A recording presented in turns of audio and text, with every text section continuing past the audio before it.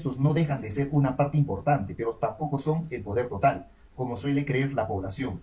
En una disertación en la Escuela Política del Partido en Lima manifesté públicamente algo que hoy reafirmo, y lo cito una vez más: no estamos en el poder, ni siquiera Pedro Castillo lo está. El poder es otra cosa.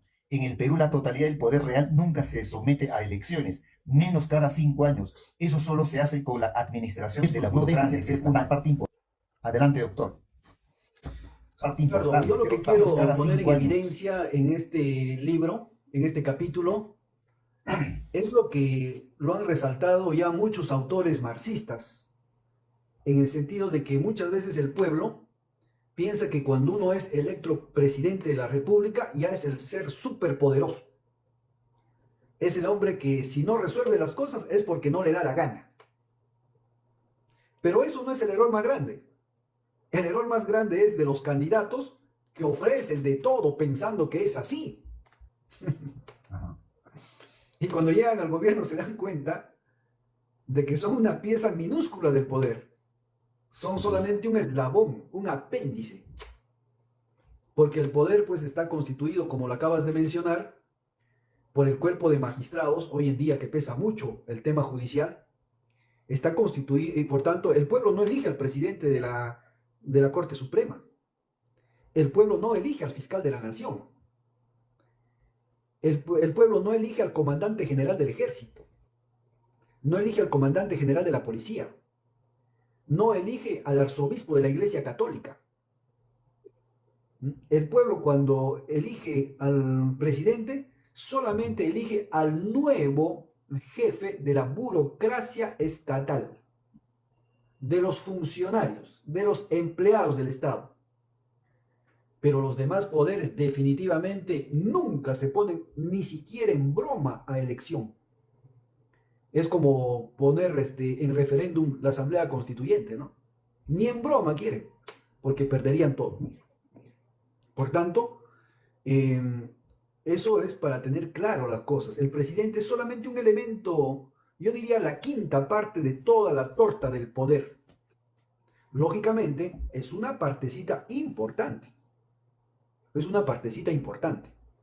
Por eso que hace falta ver cómo ese pedacito importante que es el gobierno, cuán sólido es, cuán convicto está de sus ideas,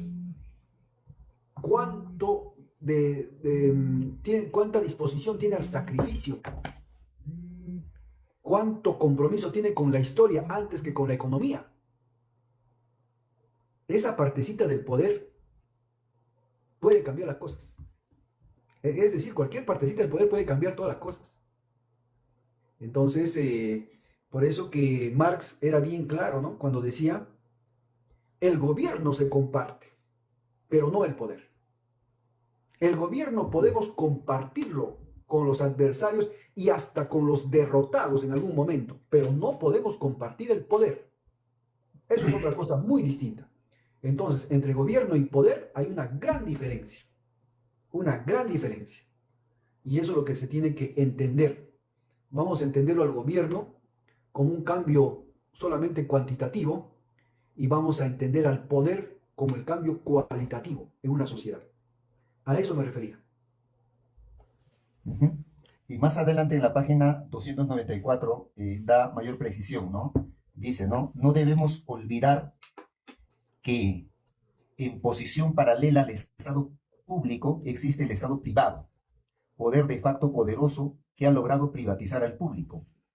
Está compuesto por la ultraderecha, por el poder financiero, representado por la Asociación de Bancos del Perú, y el poder empresarial representado por la Confederación Nacional de Instituciones Empresariales Privadas, CONFIEP, ¿no? La Sociedad Nacional de Industria y la Sociedad Nacional de Minería, Petróleo y Energía. A este bloque habría que agregar al narcotráfico, que según Héctor Beja, en el Perú como segundo productor mundial de cocaína refinada se hace presente en la política mediante sus partidos. Y habría que agregar qué partidos están vinculados a eso, ¿no, doctor? Adelante, le escuchamos, doctor. Sí, mira, Antonio Gramsci, que es el famoso marxista de la superestructura, es quien en sus cuadernos de la cárcel hace una reflexión y dice lo siguiente. el poder que que nos muestran o le muestran al pueblo, que es el poder ejecutivo con el presidente, el poder legislativo con el parlamento y el poder judicial, realmente son los poderes más débiles. Ni siquiera podrían ser poderes como tal. Realmente existen fuerzas poderosas más fuertes que las que he mencionado. Por eso que Gramsci habla del Estado restringido, que es el ejecutivo, el legislativo y el judicial, versus el Estado ampliado. ¿Quiénes son el Estado ampliado? Bueno, los grandes empresarios, los grandes banqueros, los grandes terratenientes. ¿Cómo se organizan ellos en el Perú? En la CONFIEP, se organizan en la Sociedad Nacional de Industria, se organizan en la Sociedad Nacional de Minería, Industria, Petróleo y Energía. Ahí están todos los empresarios, los grandes empresarios, no cualquier empresario. Los banqueros que están en ASBank, que es la Asociación de Bancos Nacional. Están también el poder mediático. Está las ONGs, que son órganos de intervención de las potencias internacionales en nuestro país. Por eso que García Linera y Rafael Correa decían que las ONGs son organizaciones de otros gobiernos dentro de nuestro gobierno. Esos son el poder. Por eso fíjate el poder enorme que tiene IDL de manejar la fiscalía y el poder judicial como le da la gana. Fíjense. Fíjense el poder de las ONGs de APRODE, que casi nunca pierden un juicio. Fíjate el poder de los Graña Miro Quesada, que solamente fueron a la cárcel 15 días, cuando le defraudaron al Estado más de 300 millones de soles. Fíjese el poder del narcotráfico, que es otro poder de facto, y nosotros somos el segundo exportador de cocaína refinada, y pasamos de 70 a cerca de 1000 toneladas al año, y en ningún periódico encuentras un titular denunciando a los narcos de este país. ¿Por qué? Porque los bancos peruanos lavan activos de los narcos, lavan activos del cártel inclusive de Sinaloa, del cártel de Cali, y eso lo ha demostrado Gino Román en sus investigaciones, con pruebas. Por eso que no pueden creerlo. Por eso no pueden creerlo. Entonces, yo también me he quedado sorprendido la otra vez, Gino Román dio una información, que el presidente del BCR, el señor Julio Velarde, es accionista de Volcan, es accionista del puerto de Chancay, es accionista de Credicorp. Como un funcionario del estado de alta confianza, a quien le pagamos más de 50.000 soles mensual de remuneración, es accionista de las grandes empresas en el país. Es increíble. Ese es el Estado peruano. Y contra eso, Perú Libre va contra ellos, cuestiona y lo remediará en algún momento. Eso es, Ricardo. Excelente. En esa misma línea queremos enfatizar lo siguiente, ¿no? Ya en la página 297, justamente enfatizando un poco más con las ideas de Lenin, dice lo siguiente, ¿no? 297, a diferencia de la condición anterior, ahora se necesitaba liderar una lucha política, una disputa del poder cualitativo, algo mucho más complejo y peligroso, más allá de la movilización social y la reivindicación económica, lo que implicaba chocar con el sistema en su conjunto y sus distintos brazos ejecutores. Lenin los denominaba cerrojos de la sociedad capitalista, refiriéndose a la policía, el ejército, los magistrados, la burocracia, el clero, los medios de comunicación y otros aparatos de dominación. Castillo se percató poco a poco de esta situación y, como es lógico, comenzó a temer las consecuencias. Adelante, doctor. Claro. Ricardo, en el famoso libro de Lenin, intitulado El Estado y la Revolución, Lenin habla del papel que cumple cada institución y cada funcionario en un Estado. Y llega a la conclusión de que el Estado no es el pueblo. Por eso muchos dicen, no, eso le pertenece al Estado, y nos dan la falsa sensación de que también nos pertenece a cada uno de los peruanos. No. El Estado es la organización de la clase social más poderosa. No es de cualquier clase social. El Estado, y ya lo había dicho también Marx en su manifiesto comunista, el Estado no es el pueblo. En 1848, cuando Marx escribe el Manifiesto Comunista, se tiene que ver obligado a hacer una segunda edición después de 1871, cuando se da la primera revolución comunista en Francia, que es la Comuna de París. Hasta ese entonces Marx planteaba un cambio de sociedad, ¿no? Una desaparición de clases sociales, pero no hablaba de la abolición de las instituciones del Estado antiguo.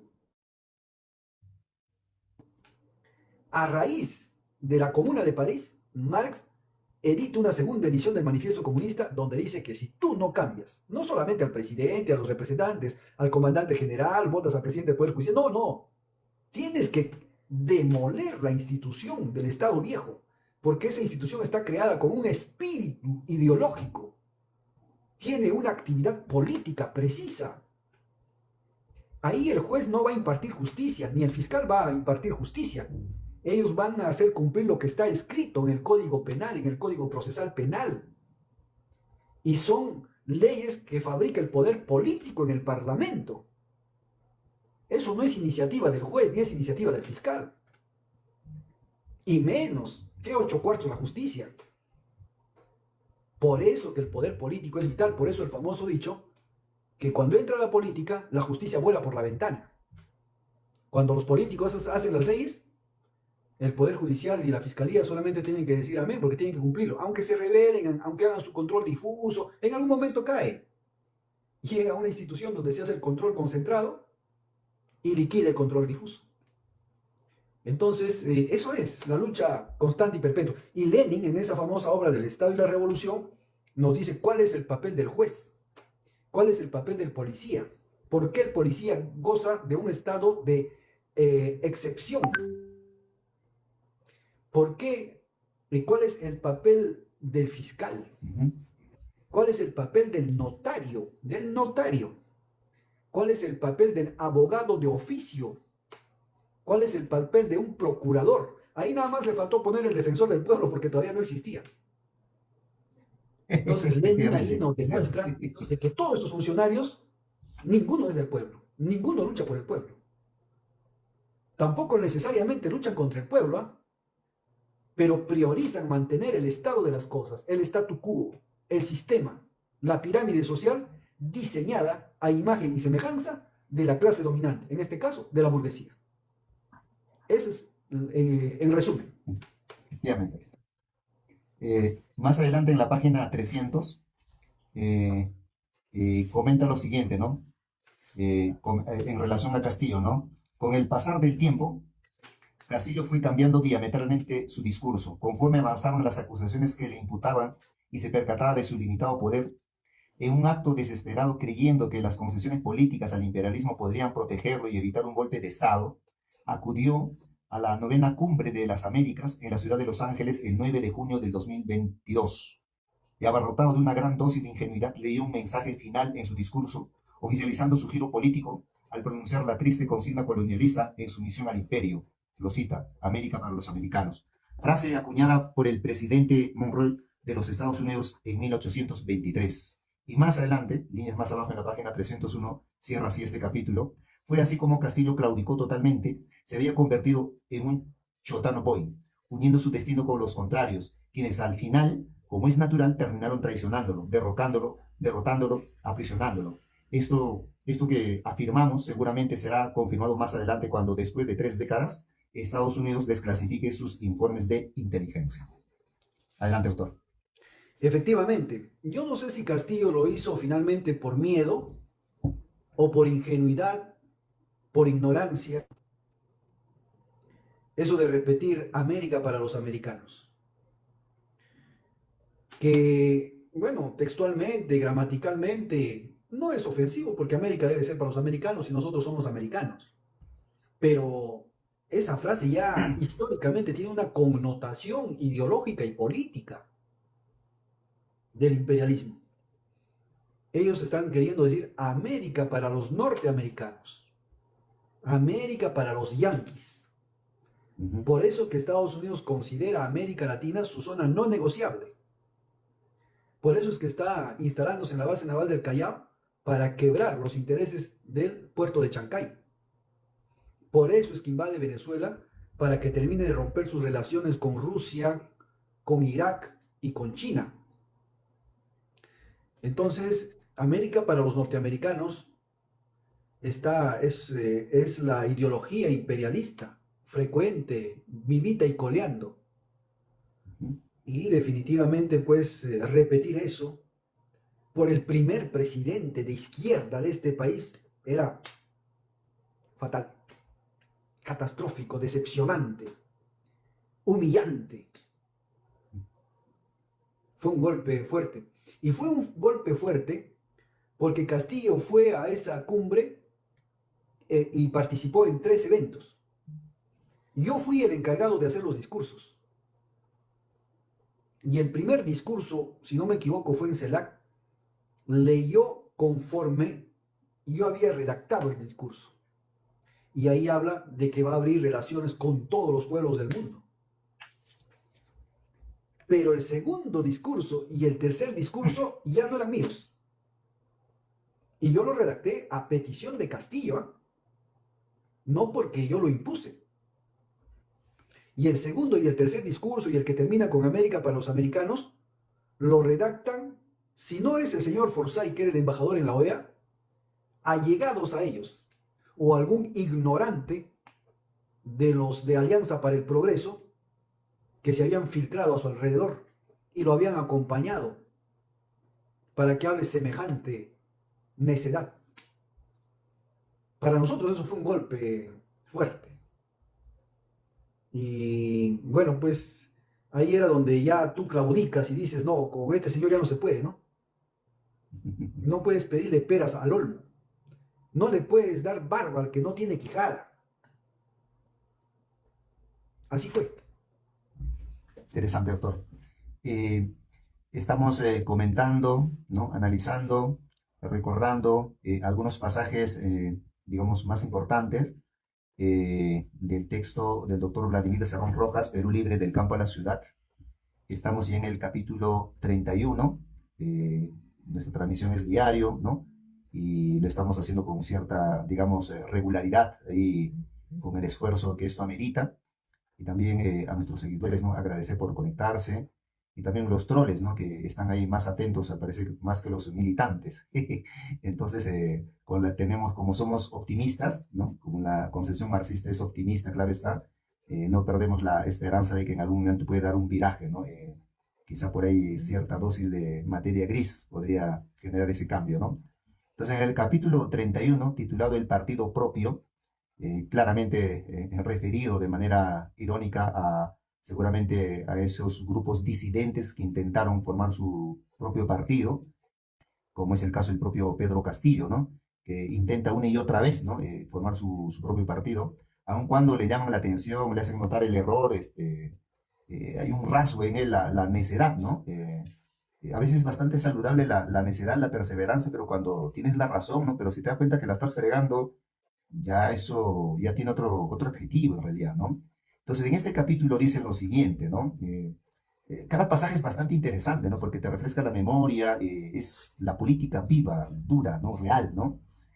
A mediados, en la página 302 dice, a mediados de julio del 2021, cuando Castillo estaba proclamado como ganador, nos reunimos una noche el presidente electo Pedro Castillo, la vicepresidenta electa Dina Boluarte, los dirigentes sindicales de FENATEP, segundo Quirós y Mary Coila, nuestra personera legal nacional Ana Córdoba y yo. En esa reunión, en este punto aparte, en esa reunión, Quirós habló por Castillo, ¿no? Era como el vocero, y solicitó al partido que el profesor sea incluido en el CEN de Perú Libre, en el cargo de secretario general nacional, ¿no? Ya nos comentó eso, pero estamos recordando, es decir, se pretendía un derrocamiento encubierto a la máxima dirigencia partidaria, ¿no? Claramente se notaba, pues, quería tomar la dirección del partido, ¿no?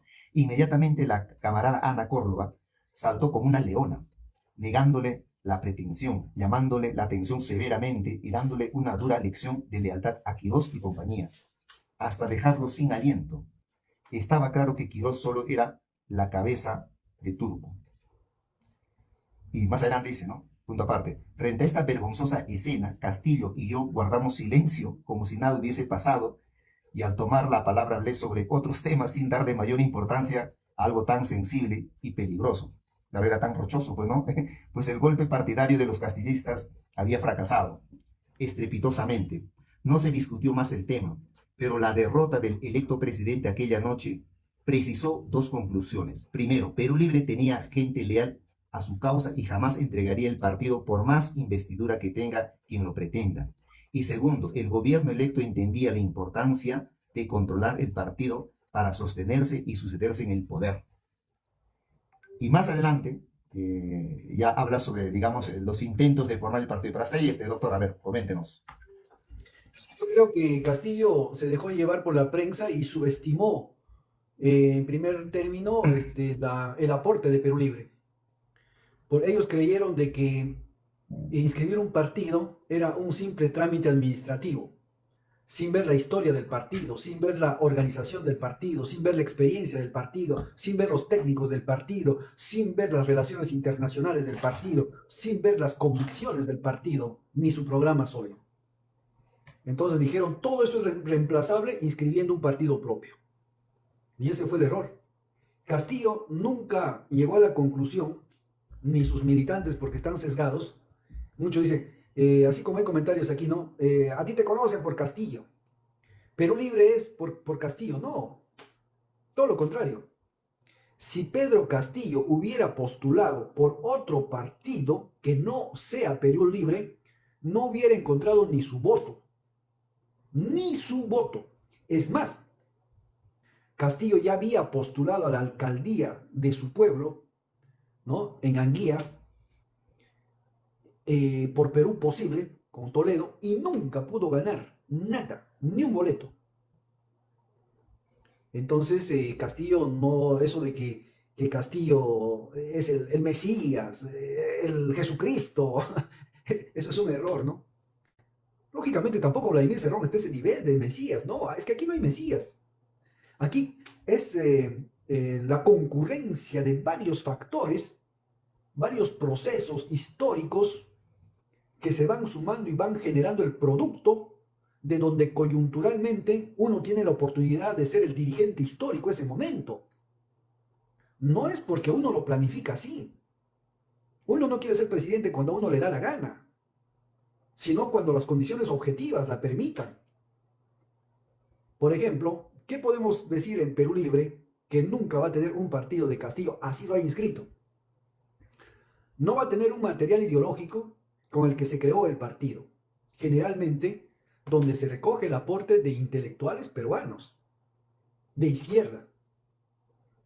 No va a tener la experiencia de haber regentado 2 gobiernos regionales ese partido.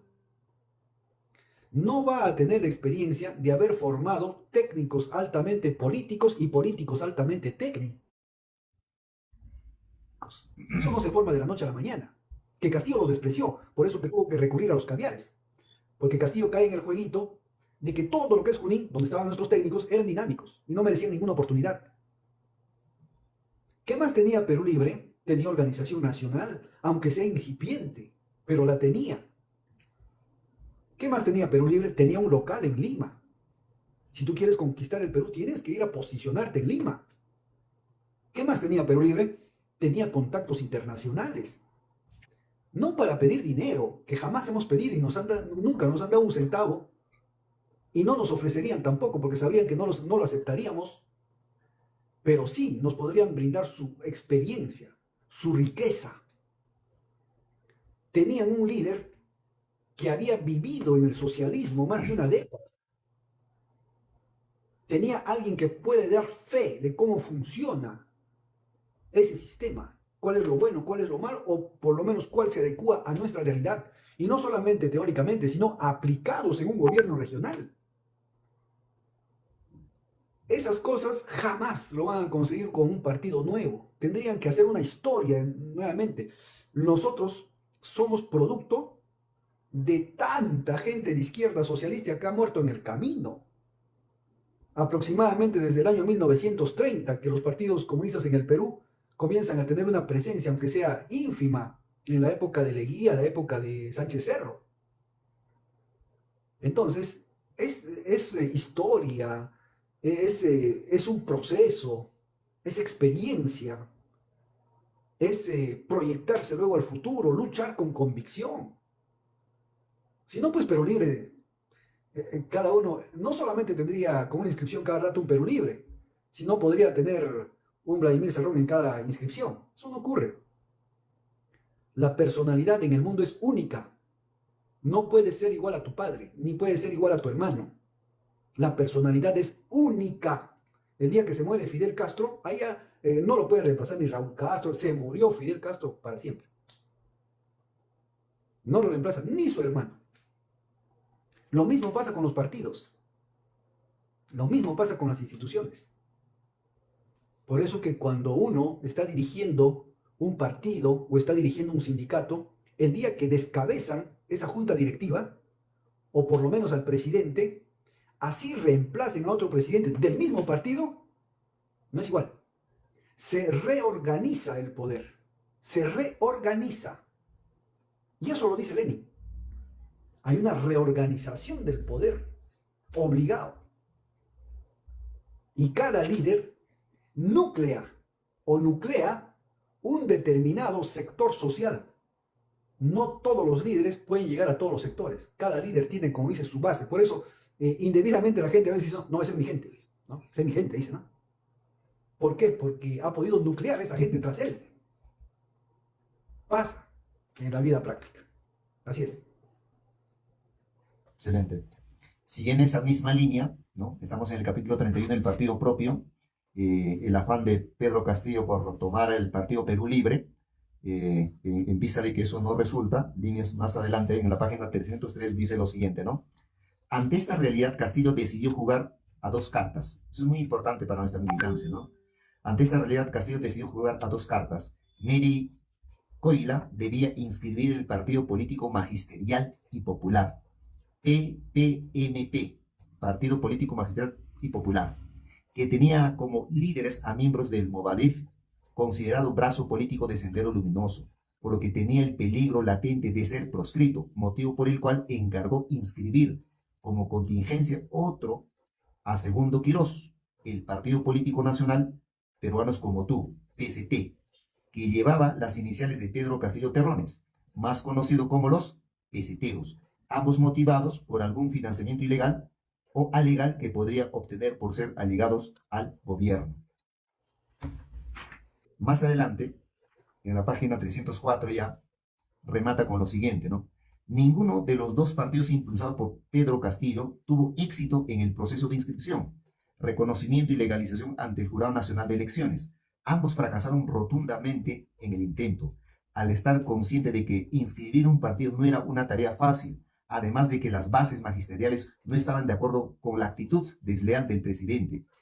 Este intentó una vez más infiltrarse en el CEN de Perú Libre, reduciendo sus pretensiones jerárquicas, encargándole al camarada Richard Rojas su deseo de ser nombrado secretario de Organización Nacional, pero tampoco lo aceptamos. Adelante, doctor. Adelante, esos hechos se sucedieron, ¿no? De esa manera. Y inscribir un partido no es buscar un montón de firmas, presentarlo al jurado, y ni siquiera es obtener una resolución, porque el jurado te puede dar tu resolución de inscripción del partido, pero cuando tú volteas a tu espalda te das cuenta que no te sigue nadie. Entonces en la práctica real hay papel, pero no hay partido. Y eso es lo que le pasó a Castillo. Es más, tanto hablaban del castillismo, que es muy poderoso, hasta ahora hablan de eso, ¿no? Pero no se refleja en una organización, porque si hay tanto castillista, tenían que haber inscrito un partido mínimamente. Tendrían que tener una organización fuerte, y no existe. Y uno de los grandes problemas, Ricardo, que tuvo Castillo fue no deslindar con Movadef abiertamente. Eso condujo a la duda de los sectores más reaccionarios que planificaron el golpe de Estado. Eso fue un grave error, y yo lo escribo ahí. Grave error no deslindar con Sendero Luminoso. Tenía que haber marcado postura, posición. Y lógicamente con sustento ideológico, con sustento político, con sustento programático, para lo que él diga sea creíble, y sobre todo en la práctica. Y no lo hizo. Prefirió jugar a las escondidas, prefirió recibir al Movadef haciendo cola por las noches en Palacio de Gobierno, y lógicamente eso generaba dudas, no solamente en la reacción, sino también en Perú Libre. Perú Libre es un partido que siempre ha estado cuidando de no contaminar su actividad política con quienes desarrollaron en algún momento actos de terrorismo. Por eso que Perú Libre no tiene esos problemas. Y si a quien le habla le han querido imputar esas cosas, se ha demostrado también que han caído fácilmente esos procesos judiciales. Nosotros, para el tiempo histórico que nos corresponde, nos toca no la guerra de guerrillas armada, nos toca la guerra de las ideas, la guerra del sustento, la guerra que demuestre que cada palabra, cada promesa, cada religión, cada ofrecimiento de los derechistas trae una contradicción insalvable. Esa es nuestra tarea. Entonces, si no hay esa claridad, definitivamente una organización va al fracaso. Así sería.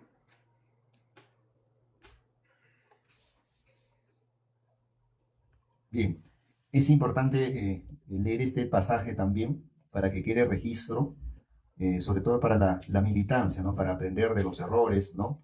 Es importante esto. En la página 304, ¿no? Justamente producto de los diversos intentos que está teniendo Castillo por apoderarse del partido, por querer formar su propio partido, ¿no? A espaldas del partido, ¿no?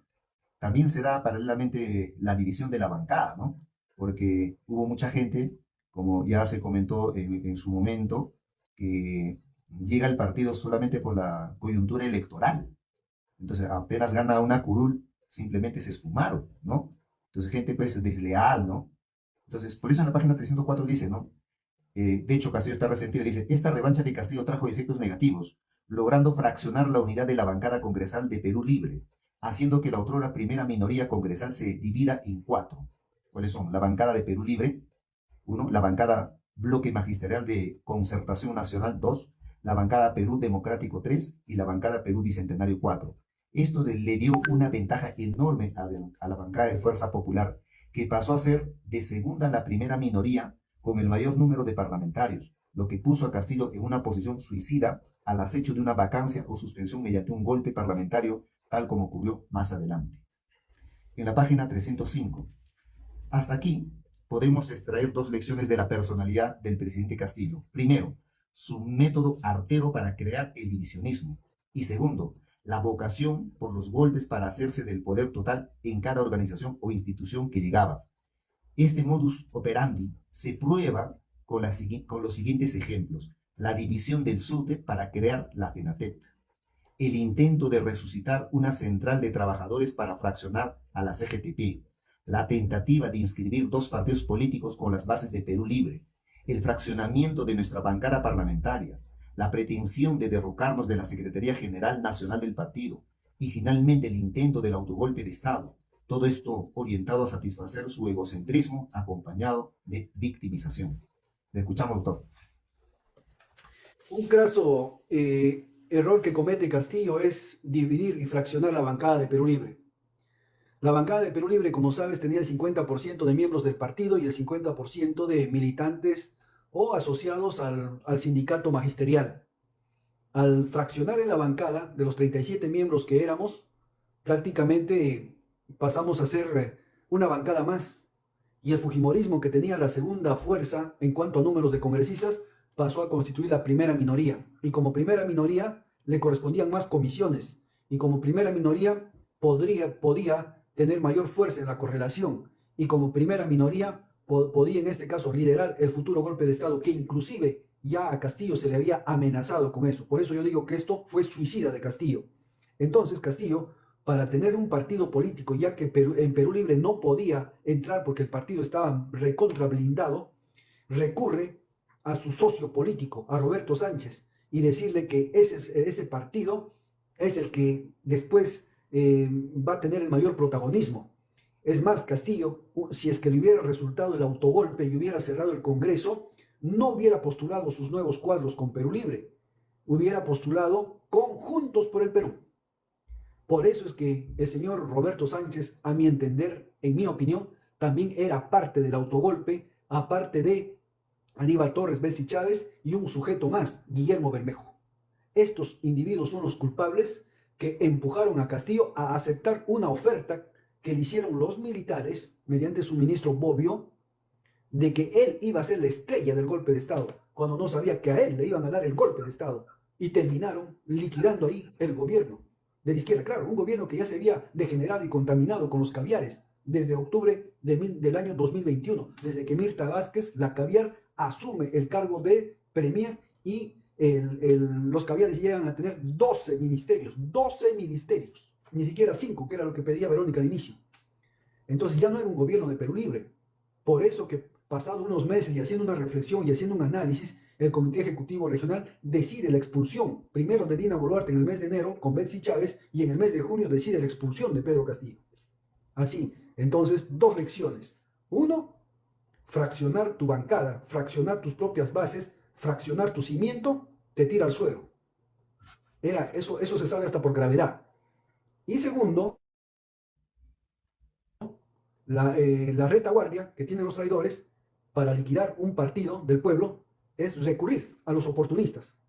Y ahí tenías al oportunista Roberto Sánchez ofreciéndole como una, no sé, no quiero emplear el término, pero ofreciéndole su partido político, diciendo, este es el partido. Y de hecho fue el único ministro de Castillo que duró desde el primer día hasta el golpe de Estado. Fue el único ministro que nunca se cambió.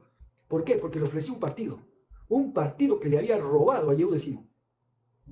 Solamente deduciendo de cómo se había hecho del partido este señor Sánchez, era para que Castillo, si tenía una honestidad y un mínimo de inteligencia, haya rechazado la propuesta de estos actos cuasi delictivos en la vida política. Craso error de Castillo. Él mismo cavó su tumba, como dicen, ¿no? Y todavía osan echarle la culpa a Perú Libre. Eso ya de Ripley, ¿no? Eso ya de gracioso, ¿no? Fue él que no solamente fraccionó la bancada, él invitó a la disidencia a los congresistas que se quedaron en Perú Libre a cambio de ministerios, pero con tal de desaparecer la bancada de Perú Libre. Por eso es que la bancada de Perú Libre en el mes de diciembre se fracciona en su idea y algunos votan a favor de la bancada y otros votan en contra y otros como Guido Bellido se esconden para no votar. Y eso es la prueba de que no había ningún consenso. El único consenso era no votar por su vacancia en el curso regular. Pero como se presentó esto el golpe de Estado, sorprendió a todos. No hubo tiempo ni siquiera de reunirse. Se tomaron decisiones prácticamente individuales. Y eso es mentira que todo el partido ha votado contra su vacancia. Del partido a favor de la vacancia han habido 6 votos. Y aquella vez éramos 21. El resto votó por Castillo, a favor. Y así el partido todo, el 100% hubiera votado en contra, no hubiera acabado acá. Castillo fue vacado con fraude. Con fraude. Porque no se llegó a los 104 votos para permitir ese día la votación de la vacancia. Ese día no debió haberse votado la vacancia, si no se sobrepasaba los 104 votos. Tenía que haberse esperado hasta 10 días que Castillo vaya al pleno con su defensa y se defienda de los cargos que le imputaba el Congreso de la República. Así fue. Efectivamente, efectivamente. Precisamente por ello, por su modo de proceder, en la página 306 se afirma lo siguiente, ¿no?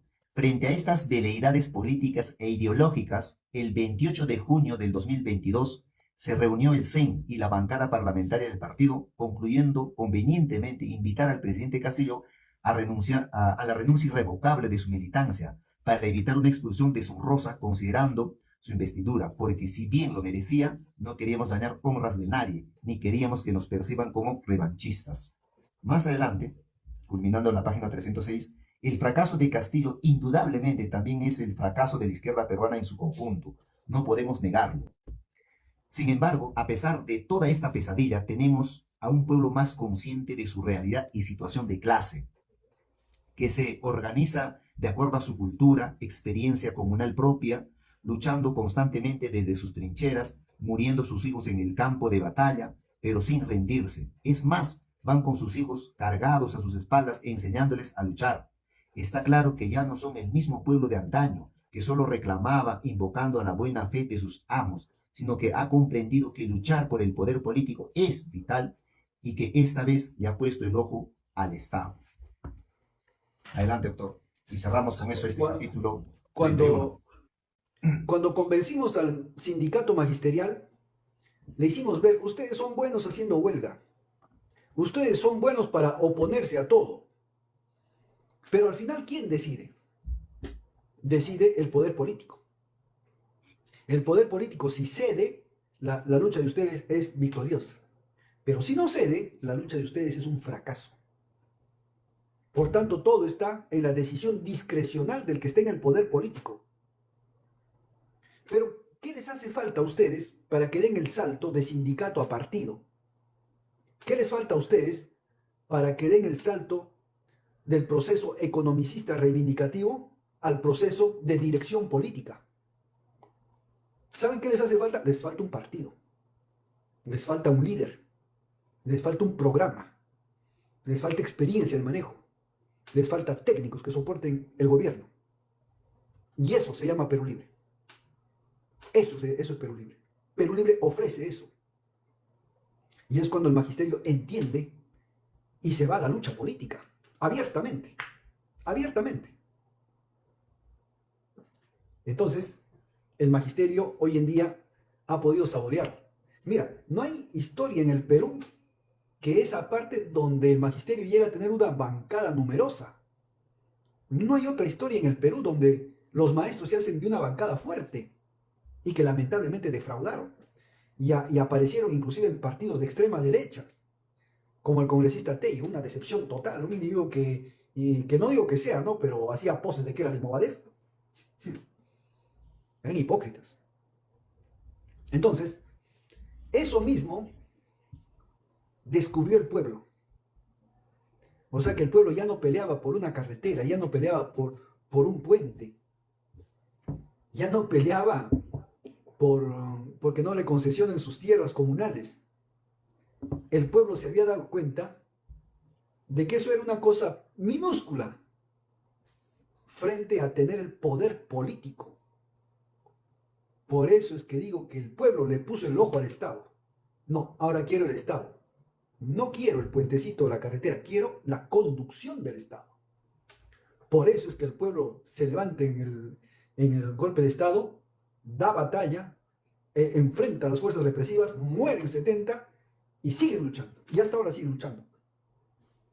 No hay historia en el Perú, que el Perú es una historia de golpes de Estado, ¿eh? Es más, el primer presidente Ribagüero que tuvimos entró por golpe de Estado, le hizo golpe de Estado a la mar. Así es. Y la última presidente que hemos tenido antes de Gerí entró por golpe de Estado a Castillo. Entonces, pero Habiendo hecho en la práctica un ente gubernamental paralelo. No les interesa qué partido llega al poder. Eso es cierto. Hay gente que piensa que esto es especulación. Esto es cierto. O sea, usted lo va a comentar con más detalle. No hay escrúpulos ideológicos ni políticos. Son especialistas en infiltrarse, metiendo a los ojos de del gobernante su currículum vitae, reconociéndose entre ellos. Es más, basta que uno ingrese para atraer a toda la tropa, reduciendo la mínima expresión a los colaboradores partidarios primigenios. Este fenómeno sucedió en los gobiernos de Toledo, Humala y Castillo, quienes llegaron a Palacio gracias a los sectores populares, pero los puestos claves fueron ocupados por caviares. También ocurrió con Kuczynski, un representante de la oligarquía conservadora, quien tras ser sustituido por Vizcarra, vio que los caviares tomaron el control total del gobierno. Un caso personal entre paréntesis, nada más coloque, efectivamente ellos nunca salen del Estado. Yo estaba llevando justo un curso de gestión en la Católica y todos esos profes que en su mayoría son caviares, ellos seguían trabajando, me han cambiado de gobierno y los decían abiertos me han cambiado de gobierno, nosotros seguimos trabajando ahí. Adelante, doctor. claro, los caviares han visto la forma de cómo gobernamos el país. No es necesario ganar la presidencia. Lo ideal para gobernar este país es apropiándose de sus instituciones públicas. Se apropiaron de la Fiscalía, se apropiaron del Poder Judicial, se apropiaron de la Procuraduría General del Estado con UGAS y compañía, se apropiaron de la Policía Nacional con Gino Costa, con Carlos Basombrío, con Rubén Vargas. con Céspedes. ¿Mm? Se apropiaron de la fiscalía con el grupo Lavallato, que eran defensores de Odebrecht, del Poder Judicial, con estos jueces que supuestamente son severos contra la corrupción y son blanditos con los caviares. Y ahí ven que están dejando añejarse el juicio de Susana Villarán. Colaboración eficaz, dicen. La colaboración eficaz es para destruir las organizaciones criminales lo más rápido posible. Tú no puedes tener una colaboración eficaz de 5 o 7 años, como lo tuvieron al señor José Castro, que lo asesinaron. Entonces, ¿qué de eficaz tiene una colaboración de más de un año que permite que esa organización criminal siga operando un año o más? No tiene nada de eficaz. Son maniobras para tener del cuello al opositor político durante décadas. Entonces, los caviares han llegado a un acuerdo con la derecha y se han dividido el órgano ejecutivo más importante, que es el Consejo de Ministros. Y en los ministerios hay ministerios productivos y ministerios sociales. Todo lo que son ministerios sociales, por ejemplo, educación, salud, justicia, cultura, inclusión social, etcétera, es propiedad de los caviares. Y todo lo que es productivo, donde está el Ministerio de Economía, está el Ministerio de Producción, está el Ministerio de Energía y Minas, está el Ministerio de Agricultura, etcétera, es propiedad de la CONFIEP. Y fíjate que tienen un pacto de caballeros, ¿ah? Los empresarios que están en la CONFIEP no hacen consultorías. Y los caviares que están en los ministerios sociales, por más dinero que tengan, no hacen empresa. No colisionan. Se han repartido el sistema. Entonces, este es un tema que viene planificado, ordenado, con jerarquía y con orden y con disciplina. Por eso es que los caviares es un ente totalmente nocivo. Por eso que Lenin peleaba con la socialdemocracia. Por eso es que lo nocivo que es el revisionismo. En realidad son revisionistas. Y mucha gente muy intelectual, ¿no? Los caviares son buenos para la intelectualidad. Sí, pues, por ejemplo, hace poco falleció Nelson Manrique, intelectual brillante, pero en la práctica, reaccionario, a favor de la socialdemocracia, de la caviarada. Teníamos a un Henry Peace, brillante, un Díez Canseco, brillante, en el fondo, accionistas de Bacus, accionistas de Credit Corp. Entonces, esa es la socialdemocracia, la cara humana del capitalismo, solamente la cara, como decía Chávez. El resto era de demonio. Teníamos, así nos engañaron. Yo también, si no hubiera llegado a Lima con el partido y no hubiera chocado con los caviares, hubiera seguido aplaudiendo a los caviares como revolucionarios. Bueno. A veces me río de mí mismo.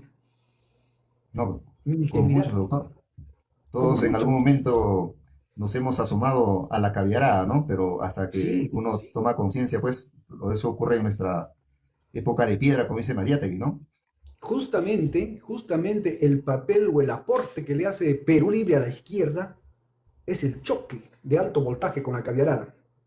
La denuncia de lo que son. Y lógicamente es algo que ellos no perdonan. Así es, así es. Y un país, por eso es que yo declaré en alguna ocasión que eran más peligrosos que la derecha. Y justamente eso dice Mariátegui. Con los adversarios políticos de posiciones bien definidas, es posible combatirse y hasta apreciarse, dice, ¿no? Pero con el sector que nunca me pondré de acuerdo es con el socialismo domesticado, con la democracia farisea, con el reformismo mediocre. ¿Y a quién se refería? A los caviares de su tiempo, a la socialdemocracia.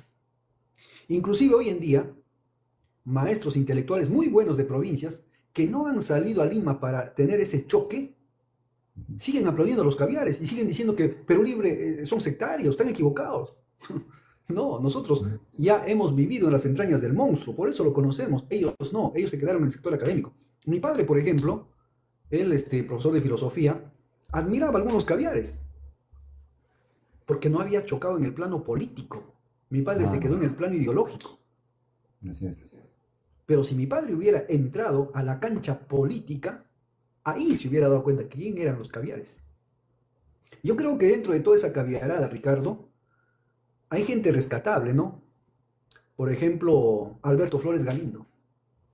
Interesante su testamento. Cuando a él ya le descubren el glioma cerebral, que es el cáncer cerebral, Ujú. él escribe y denuncia a la socialdemocracia con las ONGs en esa carta. Muy, muy interesante.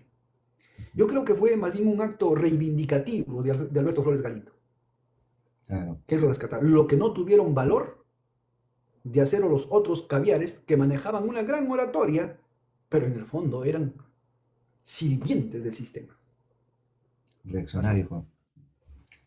En la página 309 dice, ¿no? Creo que cerramos con esta cita, autor, para continuar, porque son las 10:30 ya, para no cansar al público. Dice así, ¿no?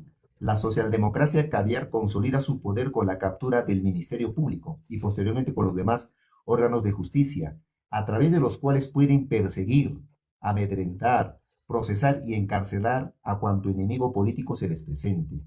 Así se trate del propio presidente de la República. Este poder se complementa e incrementa al supeditar a la Policía Nacional del Perú como un órgano apendicular del Ministerio Público, es decir, se hicieron de un brazo armado a sus órdenes, mediante leyes a nombre de la justicia y la democracia. Todo apunta a que estamos en presencia de una Gestapo caviar. Un ejemplo, Colchado, ¿no? Más adelante dice, para asegurar el control total de lo que ellos consideran el poder estatal más importante, el único no sometido a la voluntad popular, el más estable y posiblemente eterno, capaz de enmendarle la plana a los otros poderes, considerado en la práctica como un cerrojo del sistema. En el año 2018 crearon durante el gobierno de Martín Vizcarra, mediante referéndum, la Junta Nacional de Justicia, que hasta hoy controlan, la misma que reemplazó al cuestionado Consejo Nacional de la Magistratura. El poder caviar en el Estado incluye la división del Consejo de Ministros, principal brazo ejecutor de la Presidencia de la República, donde los caviares controlan mediante USAID los ministerios sociales como son educación, salud, cultura, desarrollo e inclusión social, mujer y poblaciones vulnerables, vaya que nombre, ¿no? Trabajo y promoción del empleo, justicia y derechos humanos, vivienda, construcción y saneamiento, ambiente e interior. Y los empresarios, mediante la CONFIEP, la SNI, la SNPMPE, controlan los llamados ministerios productivos como economía y finanzas, energía y minas, transporte y comunicaciones, comercio exterior y turismo, relaciones exteriores, agricultura y riego, producción, defensa y la propia presidencia de Consejo de Ministros. Adelante, doctor, le escuchamos. Claro, el Ministerio Público realmente no debiera llamarse Ministerio Público, ¿no? Porque ellos no representan al pueblo, ellos representan al sistema. Debiera ser un ministerio Así es. antipúblico, más bien, antipueblo. Porque si uno va a las cárceles, ves que es una cárcel clasista, solamente el pueblo está preso. Ahí no está preso un pequeño burgués, si acaso hay uno, pero ningún burgués. Todos los burgueses son honestos, nadie es corrupto, según ellos. Entonces, es un ministerio para perseguir al público, y público viene de pueblo. Nada de público tiene ese ministerio. Entonces, la herramienta que los caviares tomaron para perseguir a todo el que vaya a desafiar su poder o hacerle sombra. Una de las víctimas fue Perú Libre. A Perú Libre, después de que ganó la primera vuelta a Castillo, le abrieron 200 procesos penales, encarcelaron a medio Comité Ejecutivo Nacional, allanaron 40 domicilios, nos extinguieron nuestras cuentas y nuestros bienes, me embargaron la casa. ¿Qué abuso no han hecho? Inclusive a mi señora madre. Su pensión de profesora de 40 años, su pensión de viudez que recibía de mi padre, de sueldo de vicerrector de la universidad, de rector inclusive, porque cuando él muere le dan un ascenso póstumo. Entonces, todo eso incautado. Una persecución total que se mantiene hasta ahora, y producto de ello es la clandestinidad. Entonces, compatriotas, no hay que ser ingenuos. Las instituciones funcionan en dependencia de la ideología dominante. Y la ideología dominante en este caso es el neoliberalismo. Por tanto, tiene que tener instituciones que defiendan el neoliberalismo y que aplasten a la oposición política. Eso es mi resumen, porque el resto ya de la composición del Consejo de Ministros ya lo hemos explicado. Ujú. Y continuamos, aquí está hay una cita muy interesante, doctor, para cerrar con este capítulo, para que no quede a medias, mejor lo completamos. Dice, ¿no? En la página 311, ¿no? Habla ya del error, ¿no? Garrafal que cometen los caviares, aun cuando pues se lo andan de intelectuales, los lúcidos. El gran error de los caviares es, es su autosuficiencia nacida a partir de una introspección errónea que les sugiere ser los únicos dotados intelectualmente, los de una incuestionable pulcritud e inclusive autodenominarse la reserva moral del país, cuando en realidad, como lo hemos demostrado, son solo bandidos de alto vuelo y elegancia. Esta distorsión de la realidad, justificada dentro del marco moral e inclusive jurídico, elaborada por ellos mismos, los conduce a pensar que lo que no están en su entorno o sometidos a ellos deben ser tributarios de una sospecha delictiva.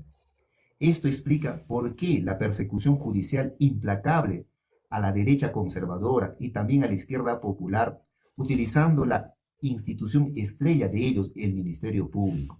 Ni el peor estratega podría hacer tal estupidez en una arena política tan compleja como la nuestra, pues ellos mismos fueron forjando el nacimiento de un espíritu anticaviar en ambos flancos perseguidos, quienes al verse afectados decidieron desmontarlos de los poderes estatales hasta ahora conquistados por ellos. Sin necesidad de negociar, espontáneamente se compuso en la práctica parlamentaria un fuerte bloque anticaviar. Efectivamente, pues, un bloque, un frente anticaviar es lo que ha ocurrido, ¿no? Comenzando a desestructurarse algunas de sus conquistas, que en realidad eran capturas institucionales, lucradas por ellos por décadas, como por ejemplo el Ministerio Público, el Poder Judicial, el Tribunal Constitucional, la Procuraduría General del Estado, la Junta Nacional de Justicia, la Defensoría del Pueblo, la Superintendencia Nacional de Educación, el Ministerio de Educación, el Ministerio de Cultura, entre otros. Vaya qué error, ¿no, doctor? Esa parte es lo que no entiende nuestra población, porque endiosan, por ejemplo, la SUNEDU, ¿no? Sin ver quiénes lo manejan, ¿no? O quiénes lo manejaban. Adelante, doctor. Por supuesto. Mira, los caviares se dan de tan pulcros, tan moralistas, que se sitúan al centro. Uh -huh, Atacan a la derecha, persiguen a Keiko Fujimori y compañía, a los Pepe Luna, a los Acuña, todos los persiguen igual. uh -huh, Y como están al centro, supuestamente al centro, persiguen también a la izquierda popular, en este caso a Perú Libre. uh -huh. Entonces, es cuestión de deducción, ¿no? Cualquiera se puede dar cuenta. En algún momento, tanto la derecha como la izquierda popular me van a aplastar. Uh -huh. Y eso es lo que ha ocurrido, ¿no? Lo que se formó es un frente espontáneo anti-caviar. No es que no era necesario ponerse de acuerdo. Yo no me voy a poner de acuerdo con la derecha todavía para reaccionar contra los caviares que nos están persiguiendo, están encarcelando a mi gente, están procesándonos para meternos a la cárcel. La derecha tampoco tiene que consultar con la izquierda. Entonces, eso ocurrió, un frente. Y hay que saber diferenciar qué cosa es un frente y qué cosa es una alianza. La alianza ya es otra cosa. Es un acuerdo bilateral, con beneficios bilaterales, por un tiempo determinado. Y cuando concluye la alianza, muchas veces esos elementos, partes del frente, entran en una contradicción para tomar hegemonía política y terminan siendo grandes enemigos. Por eso que cuando hay alianzas, uno no debe sorprenderse que más adelante va a tener enemigos. Por eso que Perú Libre no se sorprende que tras la alianza de nuestro partido con el magisterio, más rato Castillo y compañía iba a ser nuestros enemigos. Castillo quería que me metan a la cárcel. Castillo quería destruir el partido. Castillo me ofreció a mí que me vaya al extranjero a exiliarme, con tal no de salvarme, sino de desquitarse de mí. Entonces, eso es una alianza. Nosotros nunca hemos tenido una alianza con el fujimorismo. Producto de ello, por eso yo les digo, a ver, si ha habido una alianza, debe haber frutos. ¿Cuáles son los frutos de esa alianza? Hemos votado a favor de la ley que amnistía a los militares violadores de derechos humanos. Hemos votado para que las tropas norteamericanas ingresen al Perú. Hemos dado facilidades para que privaticen y norteamericanicen la base naval del Callao. Hemos dado facilidades para exonerar impuestos a las agroexportadoras. Hemos votado a favor que se le exonere impuestos a los tragamonedas y a los juegos de azar. Hemos dado prolongación de concesiones de pozos petroleros, mineros o de campos gasíferos. Hemos vendido la Amazonía, ¿no? Perú Libre es coherente en su acto. así es, Ricardo. Continuamos, doctor, para hacer este capítulo, doctor, que está muy interesante. Claro, claro, Hay hay que cerrar el capítulo. 159 espectadores todavía. Dice en la página 313, el triunfo electoral de Perú Libre en la primera vuelta el 11 de abril del 2021 significó obviamente una amenaza al status quo. Había una caviarada más preocupada que la derecha, por lo que echaron a planificar y ejecutar un plan macabro contra los dirigentes de la izquierda popular. El plan consistió en criminalizarlos, inventando un chivo expiatorio como causa judicial que lo denominaron los dinámicos del centro, según el cual los dirigentes del partido y funcionarios del gobierno regional de Junín solicitaban coimas a los postulantes para la obtención de las licencias de conducir y con ello habrían financiado la campaña política nacional. Para iniciar esta persecución necesitaban contar con dos instituciones claves que ellos controlaban, el Ministerio Público y la Policía Nacional del Perú, desplegando súbitamente toda una estrategia que criminalice a Perú Libre y sus dirigentes, denunciándolos, procesándolos, encarcelándolos, lo que tenía como finalidad generar un desprestigio ante la población electoral que tendría que votar en la segunda vuelta, además de quebrar la unidad del partido con sus aliados magisteriales y un eventual triunfo quebrar la unidad gobierno-partido. Ambas instituciones estaban lideradas por el poder caviar que el expresidente Martín Vizcarra se encargó de instalar, el Ministerio Público por la fiscal de la Nación Zoraida Ábalos Rivera y la Policía Nacional del Perú por el comandante general César Augusto Cervantes Cárdenas, razón por la cual sostengo categóricamente que la Fiscalía y la Policía son los verdaderos padres de los dinámicos del centro, no el partido. Adelante, doctor. Claro, como te explicaba, ellos inventaron el tema de los dinámicos del centro para tener sujetado al gobierno entrante, para tenerlo chantajeado, para tenerlo arrinconado y solicitarle favores. Por eso es que uno de los fiscales supremos del equipo Lavallato pide una reunión con mi persona para pedirme que se le habilite una plaza de fiscal supremo mediante el Ejecutivo con presupuesto para que él pueda postular y ser fiscal supremo. Y lógicamente se hablaba ahí del caso Dinámicos del Centro. Y eso yo lo denuncio en el libro.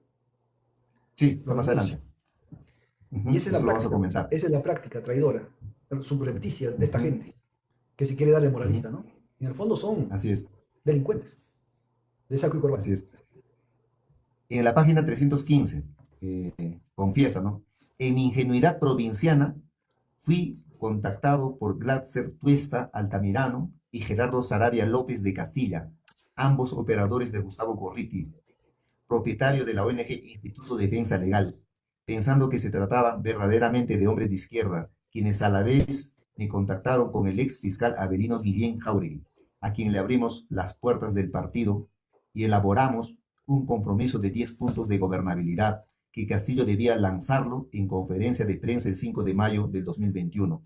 Al anunciar la alianza con Verónica Mendoza, a cuyo evento el diario La República le dio toda la cobertura en primera plana, es increíble cómo fuimos víctima de una emboscada doble.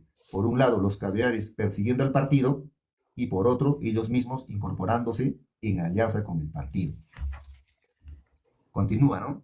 Una vez ganada la segunda vuelta, los caviares envolvieron a Castillo, autodenominándose asesores, entre ellos Pedro Franque, quien propuso que todo debía gobernarse mediante estadísticas y las de mayor importancia con consultorías extranjeras, y sugirió una ONG colombiana para realizar durante todo el periodo de gobierno encuestas que le permitan al presidente estar bien informado de la temperatura social antes de la toma de decisiones. Frente a esta propuesta inmediatamente le increpé que no era necesario porque si queríamos tener esa información debíamos poner en acción al Instituto Nacional de Estadística e Informática. El hombre montó en cólera. Verónica Mendoza se encargó de socavar políticamente la presidencia de Perú Libre al lado de Pedro Castillo. Recomendó en innumerables ocasiones apartarme de la campaña y flexibilizar el programa de gobierno porque era muy radical, indefiniendo políticamente al electo presidente. En realidad lo que había era una conspiración en marcha que Castillo ingenuamente consintió, pese a nuestras advertencias. En esas circunstancias le señalé al presidente que de no ejecutar el programa de gobierno de Perú Libre se iría a una inevitable caviarización con las nefastas consecuencias que sabemos. Adelante, doctor. Mira, dentro de los caviares, eh, existen caviares pegados al fujimorismo y caviares que prefieren mantenerse al centro u ocasionalmente ayudar a la izquierda. Por eso que ese 7% que sacaron los caviares en las elecciones, es mentira que todos hayan votado por Perú Libre. Quizá la mitad o más votaron por Keiko Fujimori. Solo muy pocos caviares votaron a favor de Perú Libre. Y a veces los camaradas todavía no tienen una visión exacta para identificar un caviar. Por ejemplo, acá la camarada Petera González, una gran camarada, gran amiga mía, dice, no, los caviares destruyeron las carreras de Rafael Bell y Domingo Pérez. No, no es así. Rafael Bell y Domingo Pérez son caviares y le han destruido la vida a medio mundo, incluyendo a Perú Libre. Esta condición clandestina yo la tengo por obra y gracia de Rafael Vela. Son caviares, son parte del sistema, son los operadores, según menciona de Gustavo Gorriti. Y Gustavo Gorriti es un operador del sionismo, de George Soros. Por eso es que defienden a Odebrecht. Entonces, ellos no son víctimas de los caviares, ellos son caviares, son operadores judiciales de los caviares para contrarrestar a todo adversario político. Entonces, es cierto, pues, cuando llego a Lima, yo pensé que los señores que has mencionado, Glatzer, Tuesta y Sarabia, son gente de izquierda. Yo los había conocido porque me habían hecho una entrevista una vez en Radio San Borja, pero yo no sabía que estaban a órdenes de Gustavo Gorriti. Y una vez vino Avelino Guillén a la casa de Zarratea, ahí lo conocí a Avelino Guillén, al ex fiscal, al gran fiscal que juzgó a Fujimori. Y le dije los planes que tenía, las ideas respecto al sistema de justicia, y el hombre le chocó, ¿no?, mi posición. No dijo nada. Prefirió ver y con silencio. Ahí entendí su espíritu reaccionario. Y era uno más del sistema. No era un fiscal del pueblo. Es como Delia Espinosa, ¿no? Mucha gente dice, la fiscal del pueblo, la pobre mujer. No. Esa señora archivó la denuncia de Pablo Sánchez, que fue el señor que mandó a detener un allanamiento a IRL, a Gustavo Gorriti, cuando tenía todos los audios con lo cual chantajeaba al Poder Judicial y sacó el caso de Cuellos Blancos. Esa señora absolvió o contribuyó a la absolución de todos los apristas de los petroaudios. Esa señora contribuyó a eso porque ella era la fiscal encargada de la venta de los pozos petroleros. No es ninguna santa paloma o una fiscal del pueblo. Esa señora no encarceló a ningún policía, ningún militar de la Matanza del Sur. A ninguno. Es caviar. Está al servicio de IDL. Es lo mismo que pasa con López Chao, ¿no? López Chao dice, yo no quiero ser un presidente secuestrado, cuando ya está más secuestrado por los caviares hace rato. Inclusive le han puesto a Harvey Colchado a su costado y a Walter Lozano para que esté más secuestrado todavía. Y no se da cuenta, porque el casco no le permite razonar las neuronas. Dice que va a indultar a Castillo. ¿Cómo va a indultar si en sus filas con el número 1, el número preferencial, está llevando a los golpistas de Castillo, que es a Harvey Colchado y compañía? Está llevando a todos los caviares, que es Mirta Vázquez, todos esos que le hicieron la camita a Castillo para que caiga. Una incoherencia total. En conclusión, son reaccionarios, no son gente del pueblo. Por eso es que reciben el apoyo de la prensa hegemónica, porque la prensa hegemónica está al servicio de la caviarada. Si no, no tuvieran ningún titular a favor. Pero a la izquierda popular, todo titular es en contra. Por ejemplo, hace poco han sentenciado a un juez que me dio un habeas corpus en Huancavelica. 20 titulares, pero en esos 20 titulares no sale la foto del juez sancionado, sino la foto mía. Ahí ves la esencia política, pues. ¿Qué tengo que hacer yo en esa foto?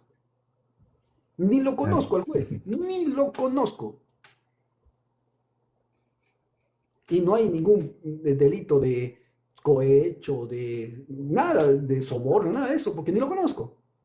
Si a él lo han sentenciado por prevaricato, por haber mal utilizado las leyes, mal interpretadas. y me dio un fallo fundado. Pero ese mismo fallo fundado yo lo obtuve en Lima nuevamente, con el juez Paredes. Y lo obtuve nuevamente fundado por el Tribunal Constitucional. ¿Pero qué significa entonces la sanción de este juez? Es una advertencia para que ningún juez en provincia falle a favor de Vladimir Cerrón. Es un acto intimidatorio. Ahora este juez seguro va a recurrir al Tribunal Constitucional y les va a ganar el juicio. Pero ya le han hecho el daño. Claro. Y están jugando electoralmente con mi imagen, ni siquiera con la del juez. Esa es la caviarada. Por eso es que nosotros tenemos que estar bien claros, bien lúcidos, para que en un eventual gobierno podamos barrer todas esas, como decía Stalin, esas montañas de basura. Efectivamente, doctor. Culmina el capítulo 32 con el siguiente párrafo, página 318. La contradicción que tiene que resolver el pueblo es cómo hace para que termine el estado de explotación, marginación, desempleo y hambre en que vive por cientos de años. ¿Cómo hace para que sus contribuciones grabadas les refleje cada día un mejor estatus de vida? ¿Cómo garantiza un mejor porvenir para su prole? ¿Cómo recupera su poder político confiscado innumerables veces? ¿Cómo crea las condiciones para refundar el país que les garantice un Estado que realmente los represente? Nada de esto le resuelve la Junta Nacional de Justicia. Punto final del capítulo 32, doctor. No sé si quieres agregar algo, Claro, doctor, para es que culminar. quisieron, cuando se bajaron a la Junta de Justicia, que era caviar, empezó una ¿No? campaña y querían involucrarlo al pueblo para que salga a defender esa Junta de Justicia caviar. Así Entonces es. es cuando nosotros salimos y le decimos, ¿qué les representa a ustedes la Junta de Justicia caviar? Nada, no se hagan utilizar, que no usen su cabeza de ustedes para que se expresen los defensores de los caviares. Y es así como fracasa, pues, sus marchas y todo. ¿Qué marchas? Ya ni convocan a marchas porque ya los han votado casi todos los ministerios. Sí, pues. Entonces te das cuenta de que todo eso era manipulado, obligado, presionado. Salían todos los trabajadores de los ministerios a las marchas, que Inti, que Brian. Esos señores han estado más felices con la muerte de Inti y Brian porque eso les ha permitido colocar un presidente que era Sagasti. Les importa un comino la vida de Inti y Brian. Es más, los desprecian por su clase social. Entonces, todo era un psicosocial. Eso es como creerle a Trump que ha invadido Venezuela por defender la democracia. Igualito están los caviares, ¿no? Igualito. Sí, pues. Una tira de farsantes, pues, ¿no? Así es, mi estimado Ricardo. Bien, doctor, ha sido un gusto compartir esta noche sobre su escrito Perú Libre del campo a la ciudad. A los amigos que se han conectado un poco tarde, mañana continuamos con el capítulo 33, Los Operadores, donde narra con detalle, con lujo y detalle, cómo operan esos fiscales a quien consideran héroe, cómo idolatran muchas veces a esos congresistas que se la quieren dar de moralistas. Entonces, vamos a tener una radiografía espectacular el día de mañana. Muchas gracias, doctor. Muy buenas noches Una a la distancia. tomografía, una resonancia magnética vamos a tener. Así es. Bueno, Buenas noches, muchas doctor. gracias. Un saludo a todos nuestros seguidores, a todo el pueblo que ha tenido la paciencia de escucharnos y permitirnos llegar a cada uno de sus hogares. Muchas gracias. Vamos por la revancha hasta más allá de la victoria. Gracias, Ricardo.